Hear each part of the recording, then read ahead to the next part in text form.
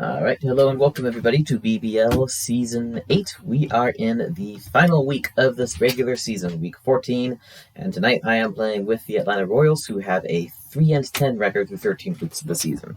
A team that I drafted for defense. Unfortunately, I'm not good at squeezing much production out of a bad offense, and so the team has not fared very well this season, but we've at least gotten 3 wins, and we're hoping to get one more here facing the Chicago Cubs, coached by Wizard. The Cubs, who had a really strong start to the season, were neck and neck for the division lead, but have been in free fall. The past few weeks have been just losing game after game after game, and so have actually fallen completely out of playoff contention by now. Not what we were expecting 8 or 9 weeks into the season, I think, but it has indeed happened.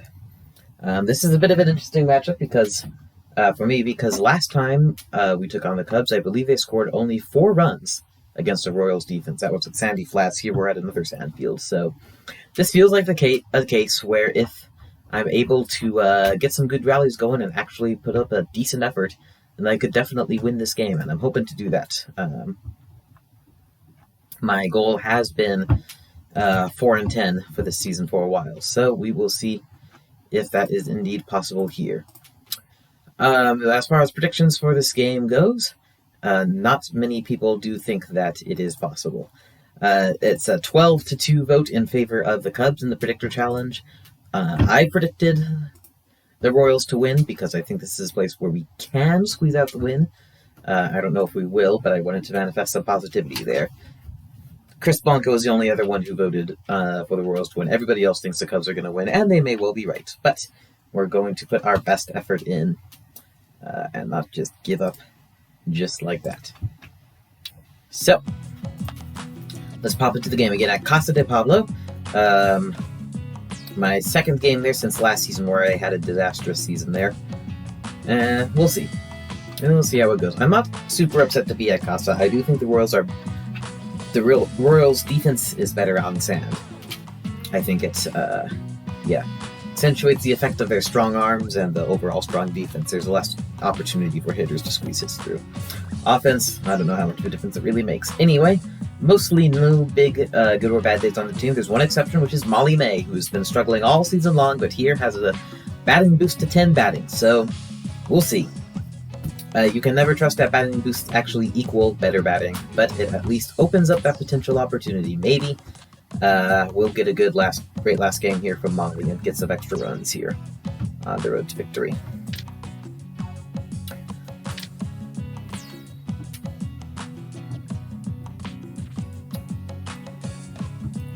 Let's see. As far as my defense configuration, I'm at the moment deciding what I want to do. Scotty Roth has been demoted to being an outfielder because he just misses too many cutoff throws. I think I'm better with a stronger player in the infield.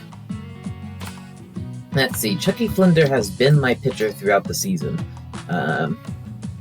but he is with him being far away from any sort of chance at the Ace Wilson.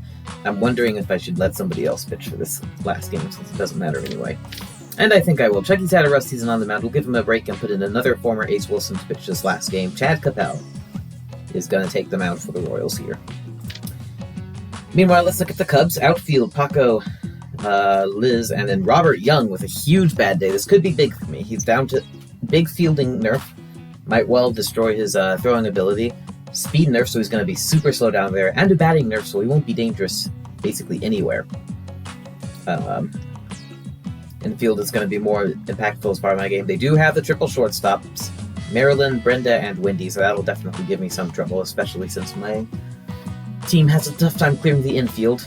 And Nancy Chin also has a fielding boost, which might be big. It might very well turn what otherwise might be hits against a mediocre arm into outs, depending on where that boost goes. So I think this team is very well built to counter the Royals hitting. I think that their defensive weakness is in the outfield, where I won't be able to take much advantage of it. So Melonheads against this team might be a field day. Royals against this team, it's going to suck.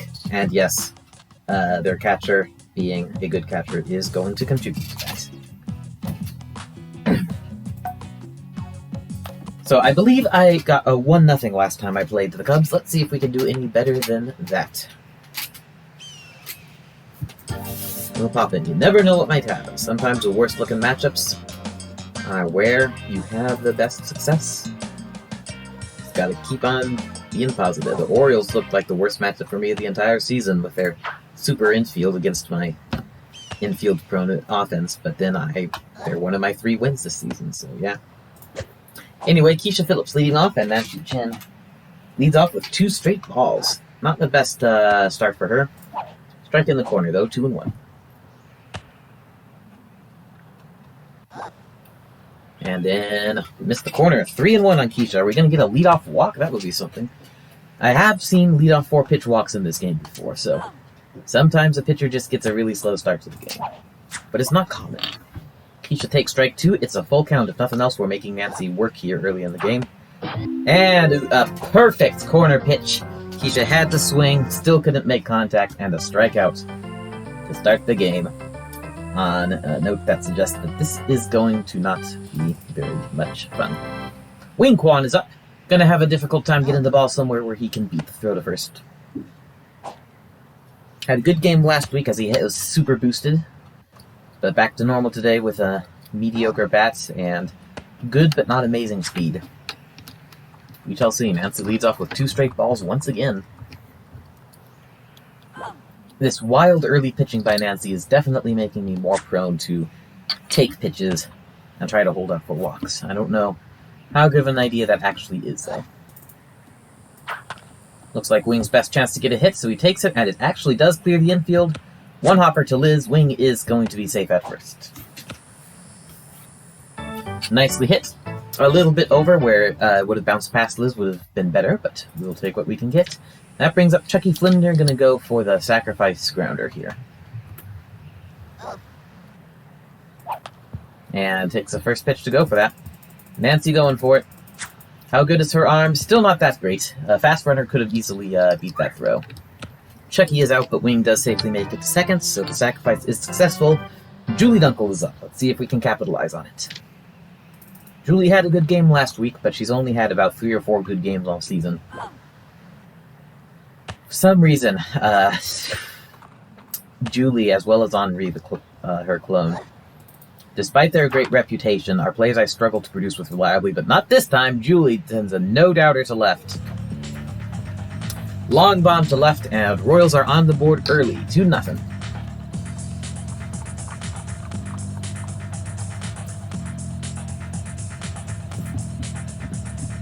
A beautiful pitch there. And Julie took advantage. Make no mistake, Julie and Henri are not terrible players. Julie's still easily hitting over 600. They're good on-base hitters if nothing else. Always have that potential to go yard, and they're great on defense. But number 1 overall pick material, not for me. I could see a couple of different potential players I would pick with the number 1 overall pick in future seasons, but Julie Dunkel and Henri Deschamps are not 2 of them. I would pick them if they fall to like number 10 or something like that. Again, don't get me wrong. It's not like they're horrible. Much like with the earlier debate about catchers, it's not that they're bad. It's just that they're not the best for me.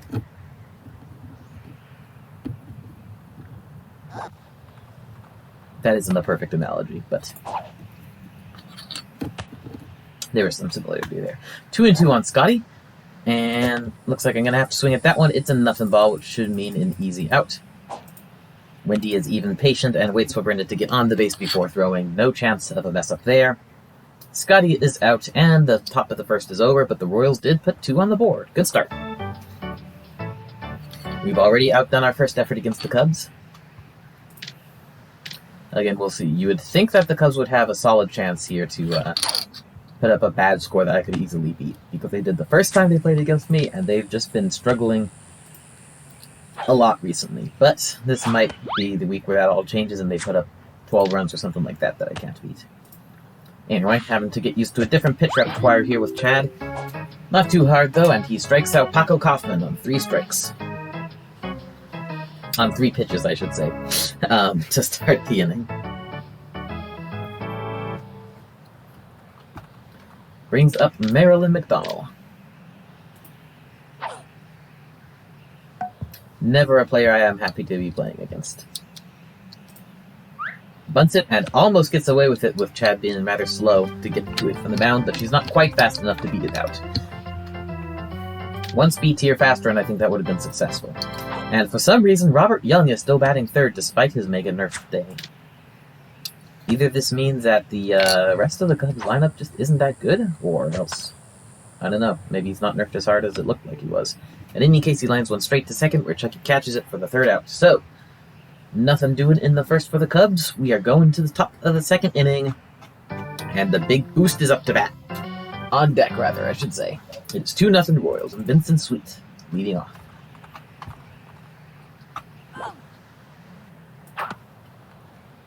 Vincent, to me, is basically just the epitome of a player who is quite good for defense and not much good for offense. Here, works out as Marilyn first bobbles the ball and then throws it over Brenda's head at first.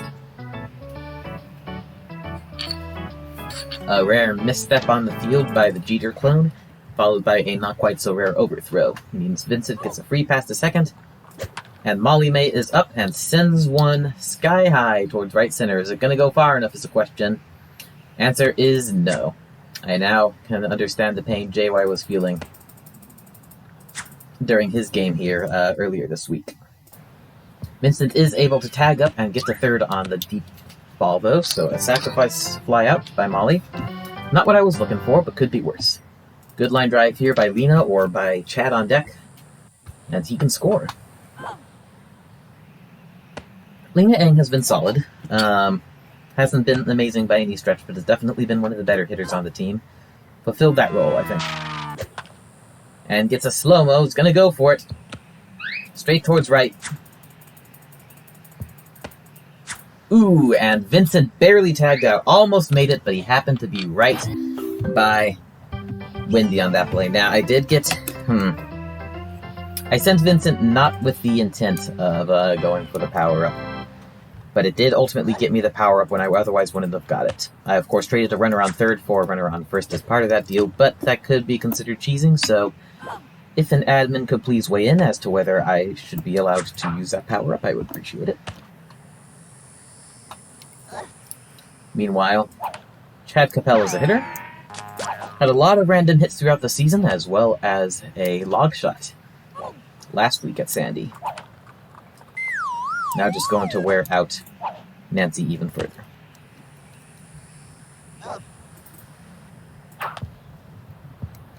And hits one into the ground with two not very fast runners on. That will be an easy third out.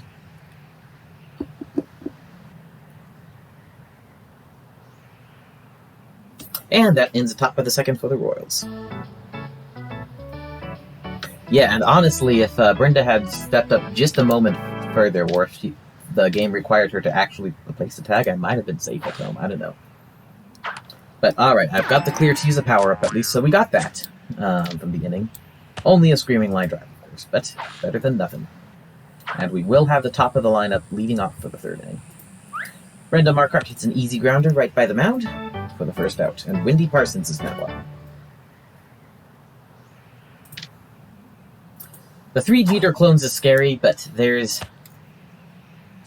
they don't win games by themselves here for the Cubs, either on defense or on offense, and I think there's little enough other heft to this team that, I mean, they're a solid team. They're not bad, but they're also not not the scariest team out there. They're not a super duper amazing team.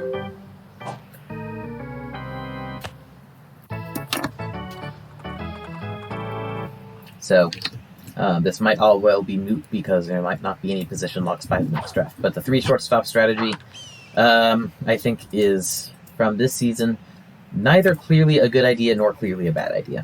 Also, we found out that Julie has a big vision boost, it looks like, as part of her great day for today. Able to pinpoint that one and catch it easily for the third out. Chad is perfect through two, and it is now 2-0 Royals heading into the third inning. Keisha Phillips leading off. Let's see if we can get a random home run here. Nancy continuing to skirt the strike zone.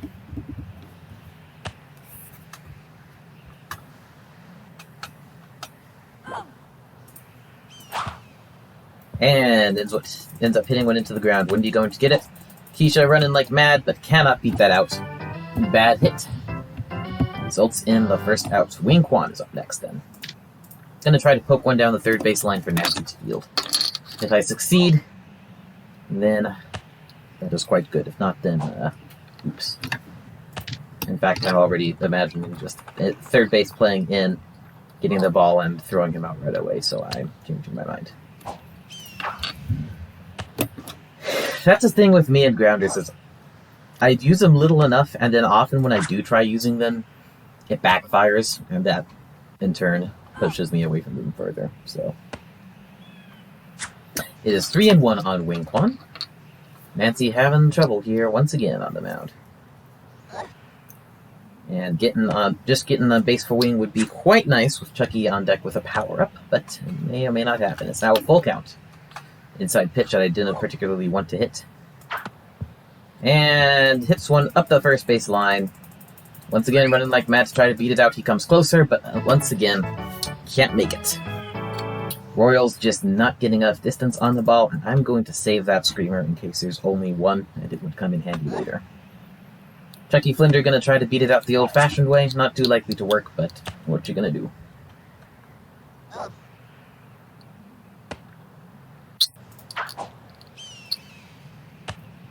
2-0's the count.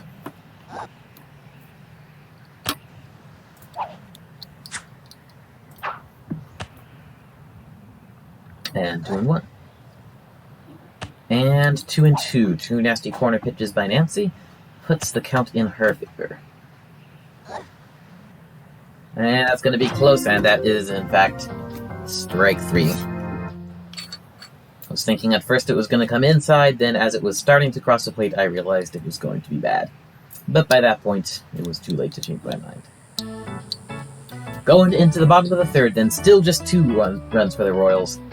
Strong start, and we've petered out since then.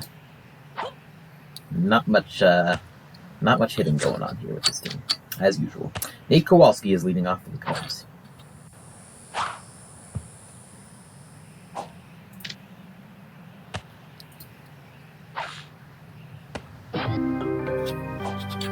And strikes out looking for the first out. That's Chad's third strikeout of the game. And Liz Kinghorn is up next. Yeah, other than the 3 shortstops, this Cubs team is filled with players who are solid, decent, but not amazing. You know, Liz has that solid speed, which is useful, but not the scariest outfielder out there. Not super fast, not a great arm. You know, Paco, fast, probably worth it for the spot in the draft where he was picked. But noodle arm, not the scariest player. Nate got a good arm, but a bit slow. Not the greatest bat, again. Maybe I'm just being overly picky here with just one team to look at, but none of these players are players that overly bother me to see against me, either at the plate or in the field, other than the 3 shortstops. So, Wombats are a solid team, again, and I don't think the 3 shortstops idea was necessarily a bad one, but it also wasn't necessarily a super fantastic one. High pop up here for Nancy. Not sure if we would be able to field that one or not, but Chucky does indeed make the grab. And that is a third out. Chad now perfect through 3 as we go to the Royals' turn for the 4th inning. It's 2-0, and Julie Dunkel is leading off. And Julie is one player who I actually will confidently use grounder with. Got the speed to beat it out. And the right sort of bat, I think, that she won't just guaranteed send it flying into someone's glove. I especially avoid grounders with my other team, the Melonheads, because there's so much power on that team that from any of them, a grounder hit is just as likely to be a soft liner straight into a fielder's glove, so not worth the risk. Julie makes it to first successfully, even without those misplays on defense, and Scotty Roth is now at bat. Gonna try for grounder with him, just because he can't really line drive the ball much. And Julie turning around, looks like she would have been safe at second, so I should have been confident. Got a little spooked there. But oh well. Julie, I think, is worth batting grounder with leadoff just because she is so fast, that she's such an asset on the base paths. And just barely beats out the throw there by Nate. Unfortunately, Mary with a cannon arm Doing the one thing that Mary is good at, and gunning Scotty out at the first. Good placement there, having that big arm at second. Pretty much any other fielder there, and I think Scotty would have been safe and we'd have 2 on. Instead, just 1 on and 1 out for Vincent Sweet.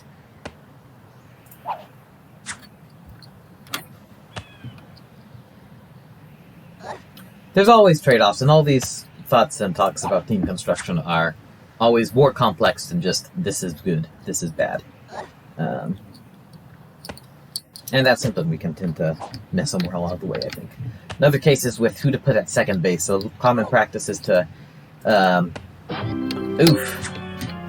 Common practice is for me to get distracted. I wasn't too distracted. I thought that was probably, maybe low. Turned out I should have swung, but I thought it was safe to risk it. Now 2 outs. But Molly May at bat. Let's see if the hitting boost can actually clear the help her clear the fence this time. Anyway, as far as second base, so common practice is for people to put their noodle arm players at second, which, with the reasoning that that's the least damaging position to put them in, and that is quite possibly a good reason, good argument, and a good practice.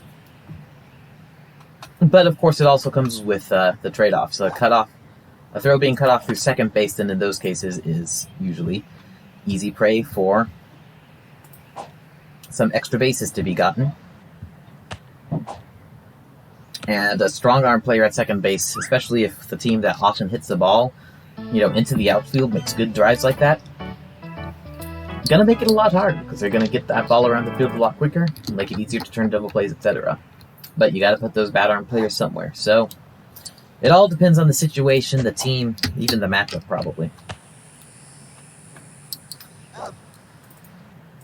I have a certain way that I am good at playing and good at drafting, so I tend to more often see things through that lens, and quite possibly miss some good points in the process. Get too fixated on one point of view. Anyway, while all that was going on, Molly successfully lined a single into left to score Julie, which was what I was going for once it hit 2 strikes. And then Lena lit a line drive that managed to actually get past the outfielder and be a successful single. So we have 2 on, 2 out here for Chad. Not looking likely for a hit here. With Chad not an amazing hitter and 2 slow runners on, and I really shouldn't have swung at that one, but it was too juicy to pass up. And it didn't make a difference anyway. Chad going for power, going for broke, hoping that 65 swings his way this time. And I didn't want to swing at that one because I knew he would miss if he swung, but it turned out to be in the strike zone. 4th strikeout for the Royals this game. And I think all of them, at least 3 of them, I think have been looking, so that's not great. But that was going to be a really tough situation to get a base hit on in any case. I don't feel bad about that one. So we're going into the bottom of the 4th. Royals are up 3-0, and Chad is hoping for a perfecto in his only pitching appearance during the regular season. Paco leads off with a nothing ball, which is summarily fielded for the first out. Marilyn McDonald's now up, and I would say the best chance this team has at ruining the perfecto. That doesn't mean that if I get her out, it's assured, but I think she is the most likely player in this lineup to ruin it. Sends one towards left center. Can Scotty get there in time? Not quite. Either that or just misaimed. He gets it on the bounce, and so there is indeed no perfecto. Womp womp. But there is now a double play opportunity, so we will take that with Robert Young up to bat and greatly nerfed. However, he seems more inclined to just swing through the ball. There we go, little ground ball. Unfortunately, he might have just hit that perfectly. Lena guns it to second just in time, which means we are able to turn to double play, and we will have that extra power up to choose from. The question is, will it just be more screaming line drive and that's irrelevant, or will it actually be a big impact here? It is aluminum power! Alright, I believe that is the first aluminum power I've gotten with either team all season long. Feels good. There will be more runs scored before the end of this game. 1-1 on Keisha Phillips.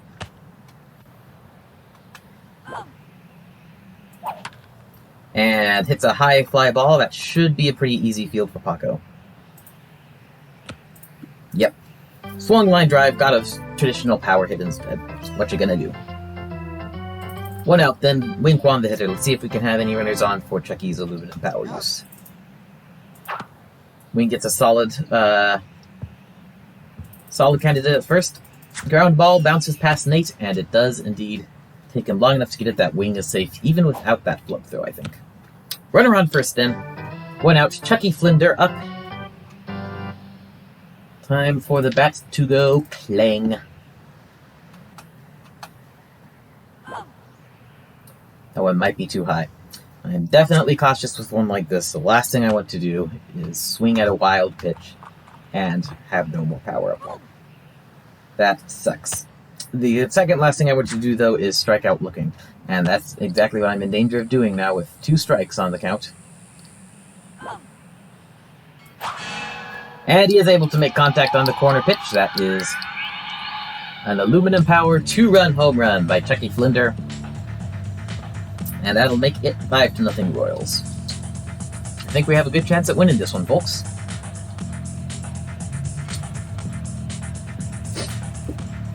Only 451 feet, though. Chucky, not exactly the power hitting stud here. Also, the sandy ground probably meaning it bounces less than most of those do. Alright. And I have another one if I make it all the way back around the lineup. The real question is now, power with Julie to go for back-to-backs, or grounder for a safe hit on base. There is 1 out, so might be a bit risky to try to bring her around home with a grounder hit, but I'm going for it. That one goes almost straight to Nancy, except Nancy ran the other way for a moment. That was all the opening that Julie needed. 1 on, then. 1 out, and Scotty up. Scotty, I think, has had a rougher time getting on base lately this season. We'll see what he can do here, though. Gonna start off by letting Julie steal second. This time, we do not hesitate. Julie makes it in sliding, although the throw was short enough that it didn't matter. Ooh, and this could be big. Paco Kaufman coming up to the mound. Paco Kaufman throwing a zigzag, and time to test out his arm right away. Not quite bad enough. And really what I should have done maybe was go for third with Julie, because she could have made it, but I was focusing on one thing at once. Paco Kaufman has a bad arm, but it's not that bad.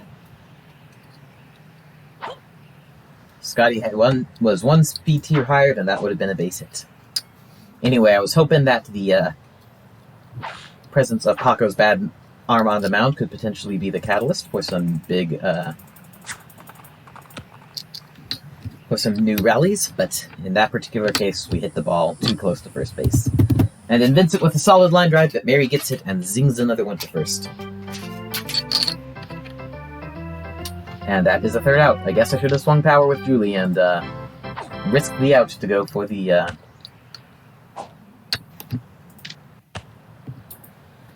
bigger hit that would have actually scored a run. But it's still 5-0 Royals here in the bottom of the 5th. On track, potentially, I think, to have our best run differential of the season. I can't remember what our best is. It might be 5, actually. I think whatever it is, it's what we had against the Athletics. But usually when we score more runs, we also give up more runs. And Capel has a shutout going on so far here with only 5 outs to go. Wendy Parsons is now at bat. Probably the last major threat in the lineup of the Cubs, and she hits an easy grounder for the second out. That brings up Mary Riley, who is, among other things, as slow as all heck and does not hit a lot of bombs. So, maybe she'll get to first base, but overall, not exactly a worrisome player. Okay, +5 is my best, so I'll need to score 1 more run for my best. Could happen, though, and pop up at short that Molly and Vincent aren't inclined to go for, but Vincent gets it on the bounce, and Mary is slow enough that we do get the out. So, going into the 6th inning, having our lead, hoping as for our 4th win of the season and our best score of the season.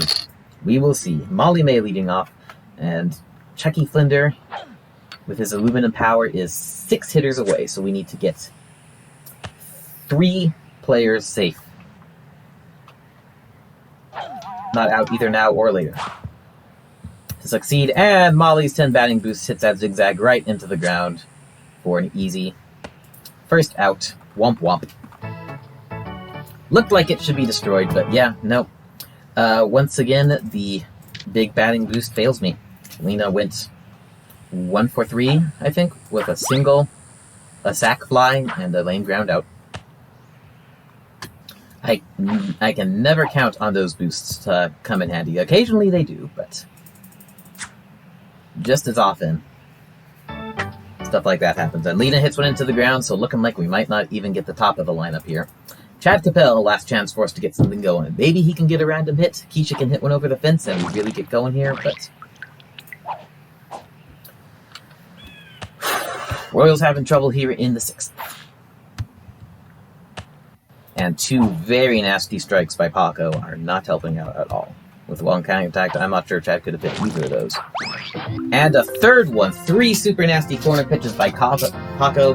I don't think Chad could have made contact if he tried. And a very masterfully pitched strikeout to cement the very uninteresting inning for the Royals in the 6th. So, 5 runs will be our final total. No new records here. The question is, can we keep it to a +5? The other question will be, will it be enough to win? But we won't find that out until probably the end of the week when Wizard plays. Nate with the high pop-up. Can Lena catch it for it out, or will it bounce for foul? She will catch it. Unlike the AI, human-controlled catchers can actually catch pop-ups like that sometimes. Liz Kinghorn is now the hitter. 1 out.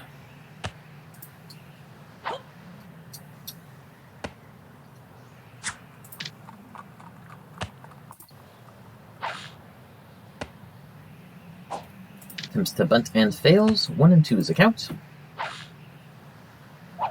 And hits a pop-up. Chad's certainly not going to win Pitcher of the Week with this low strikeout total unless, like, every other pitcher gives up a bunch of hits or runs or both. 4 strikeouts ain't going to cut it, probably, even with a one-hit shutout, which we are looking to have. All we need to do now is get past Nancy Chin, who swings and misses for strike 1.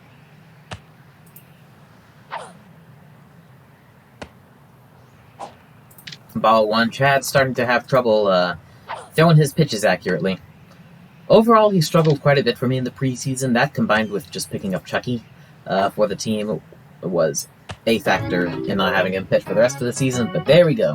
1 good slow ball for strike 3 against Nancy. K number 5 for Chad, and that puts a lid on his victory. 1 hit shutout. 1 small bounce away from the perfect game. And that is it for the Royals' final game. Final score here, Royals 5, Cubs nothing. Gonna be a +5. Again, we'll wait until later in the week to find out whether that will be enough to win. Let's take a little look at around the league. Devil Rays barely edge out the Melonheads in a close scoring matchup.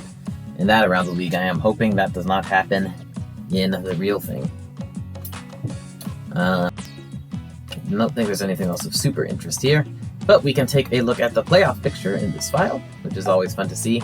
Monsters, Melonheads, Cardinals, Rangers, Athletics, Angels, Blue Jays, Royals. A similar pattern to what we've seen in other submitted playoff pictures so far, which is that not a lot of teams that are making the playoffs in the real thing are in the file. The Melonheads and Athletics can be counted on to make it in, it seems, but not the other simulated teams. I'm guessing that's largely because a lot of the more successful teams this season are built more in defense, at a guess.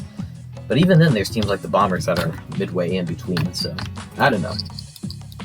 In any case, player of the game, I think, is going to have to be Julie Dunkel, 3 for 3 with a 2-run shot to kickstart the scoring, and as well as 2 singles. She did absolutely nothing wrong the entire game. Delivered quite well. Nobody had a super impressive game, so yeah. That's what it takes, but honorable mention to Chad's excellent pitching performance in his one and only appearance all season long. Alright, and then that is actually it for the Royals for this season. The regular season is over, there are no more games. I probably will stream more for the consolation tournament, unless the numbers work out so that it would be better for the Royals to drop out. We'll see. But in any case, I certainly will be having some Melonheads postseason baseball to stream, whether in the Constellation or in the playoffs. So I'll see you all for that. In the meantime, thanks for watching, everybody. Have a great night.